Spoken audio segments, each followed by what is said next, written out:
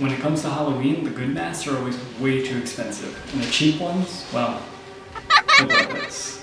That's why in today's video I'm going to show you how you can turn this into this for less than $30. Depending on how fast you need your masks, you can get them for like $2 each from China or $5 each from eBay.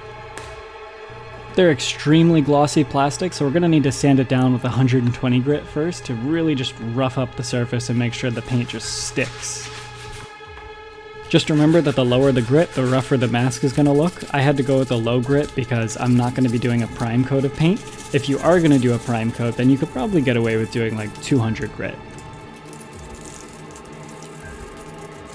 I don't want to just randomly attack my mask with a Dremel, so I'm drawing on the damage lines ahead of time so that I know exactly where to cut.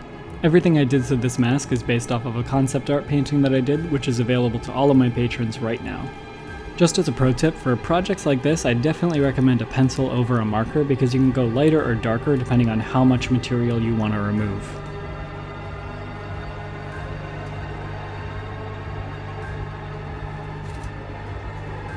Dremels usually come with every tool you could possibly need, but just in case yours didn't, I'm using the cutoff tool here to really just dig deep into the mask.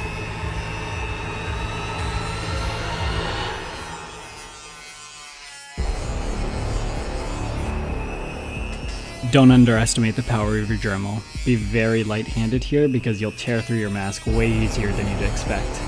Remember, it's a lot easier to take away material than it is to add material.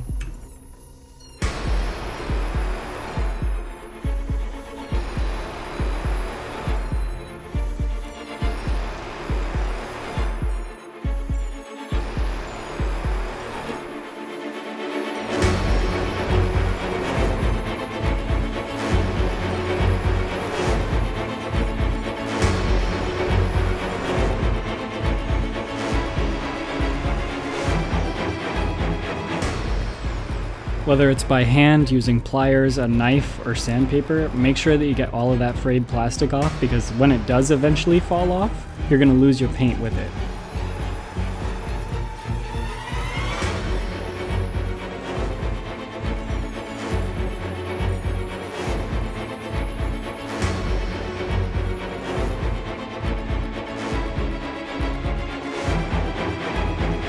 I wanted it to look like some fish or creatures or something were just munching on it while it was at the bottom of the ocean, so I just took my Dremel bit here and roughed up the edges a little bit just to make the shape a little more interesting.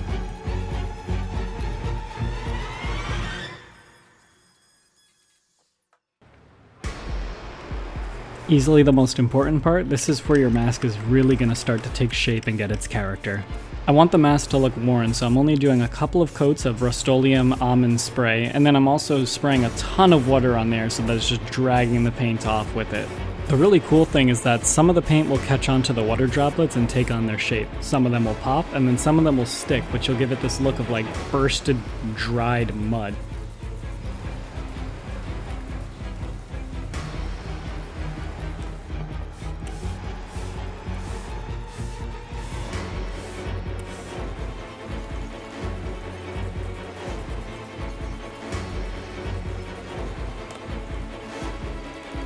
And with that, it was finally done.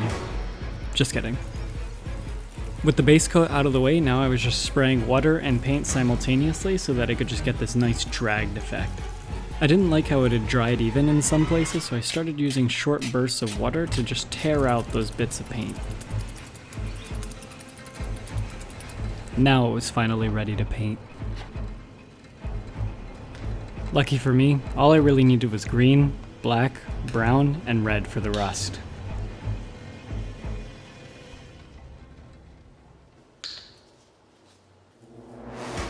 First up, we're going to be adding the nice algae and moss or green, whatever this is supposed to be. And I purposely didn't mix it all the way through so that we get some nice lights and darks together as we just dab it onto the mask. I wanted this green to look like it's been festering on here for a while, so I used a dry paper towel to make sure that it gets taken off as roughly as possible. For the best results, use a very watery paint so that you can wipe it off more easily, and have patience. If something looks too light, it's really easy to add another layer of paint. If you put too much paint on a place, it's really hard to fix that. Don't get too stressed out though. Wet paint is not a cooperative medium, and it's actually going to get you the best results when you let loose and just kind of let it do its own thing. Honestly, just go with your gut. Originally I wanted to make this look super realistic, but I got really hooked on the idea of making these eyes look sunken by using this nice wash gradient here. A wash is what happens when you take a brush or you take a paper towel and just soak it in water and then just barely touch the paint, so it's 90% water, 10% paint. I really just love how it looks like murky water is just draining down his face right there. If you're going for a bloody mask, this is the technique for you. The more water you use, the more fresh the blood will look. The less water you use, the more crusty and grimy the blood will look. I immediately dabbed it with the paper towel to make it look dried off, but if you want it to have that fresh look, don't touch it and just let it air dry.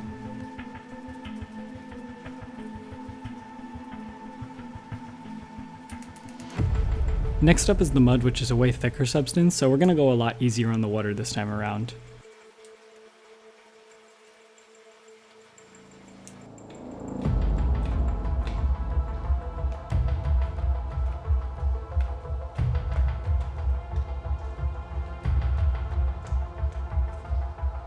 If you went a little too hard like I did right here, luckily you can just use a little bit of water to clean it up, but just keep in mind that acrylic paint dries pretty fast, so you don't have a lot of time to fix mistakes like this.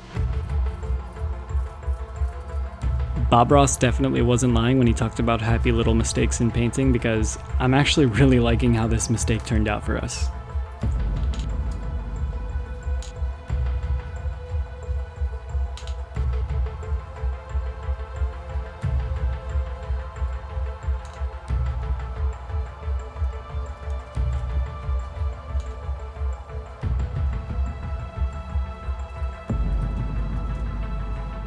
Keep in mind that your paint is going to take on the texture of whatever you're washing with, so paper towels I've found is the best to give you that nice muddy look just by dabbing the mask.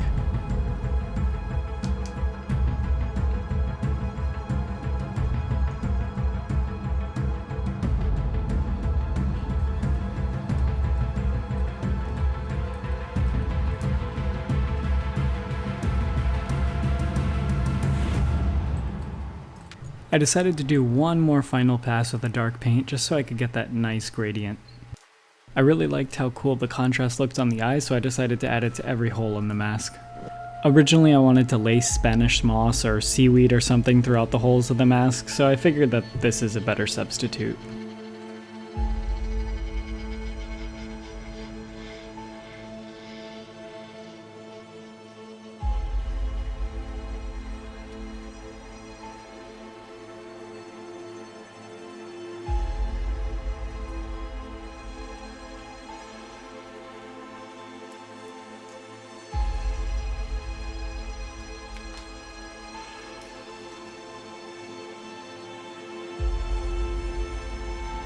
The core paint job was done, but there was still a bit more painting to be done.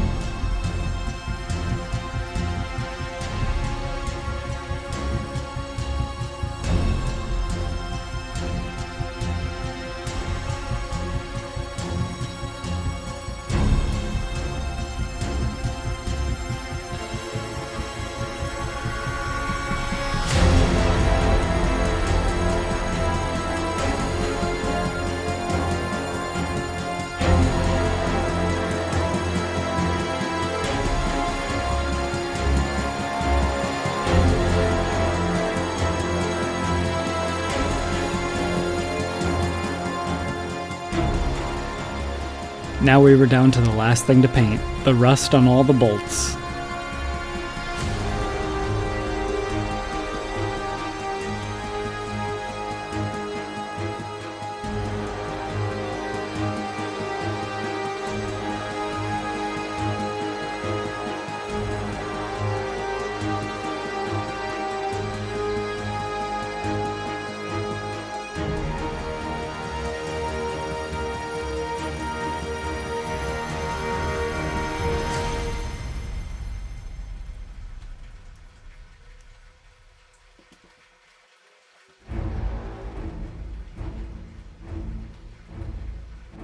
The last thing we want is for our hard work to get chipped or scuffed off, so we're going to do a couple of coats of Krylon Clear Gloss spray in order to protect it. I decided on glossy so that it could maintain that wet mud look. If you want something flat, there's actually matte or flat sprays that you can purchase as well. Do yourself a favor, do not cheap out on this protective coating. I do anywhere between 3 to 6 coats just to make sure I will not have to refinish it later.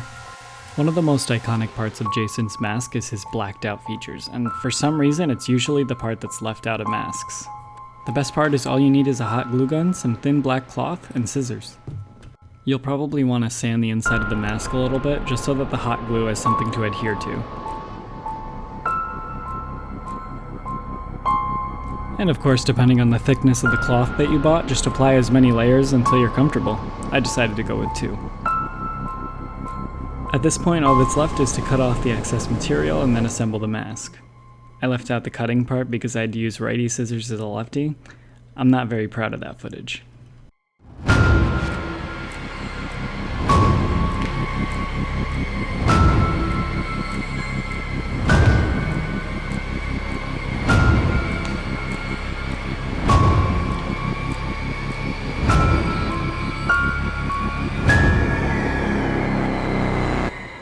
You're probably wondering who won the giveaway for this video, but first...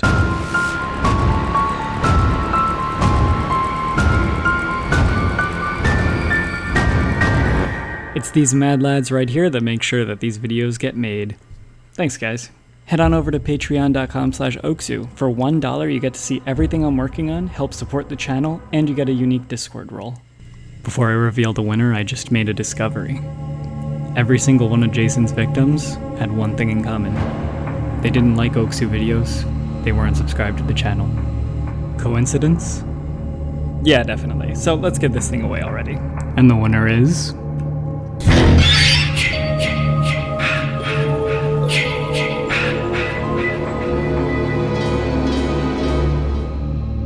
Keep in mind, I usually give away the rings that I make in my videos, so if you didn't win this time, go follow my Instagram so that you can be there for when I do the next giveaway.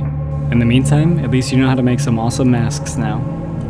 See you next time, and happy Halloween.